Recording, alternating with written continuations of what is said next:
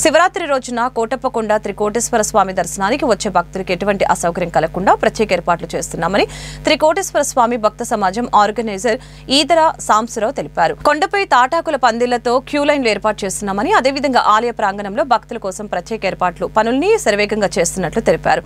MLA Arvind బాబు ఆధ్వర్యంలో భక్తులకు ఎటువంటి అసౌకర్యం కలగకుండా జాగ్రత్తగా ఏర్పాట్లు పూర్తి చేస్తున్నామని అన్నారు.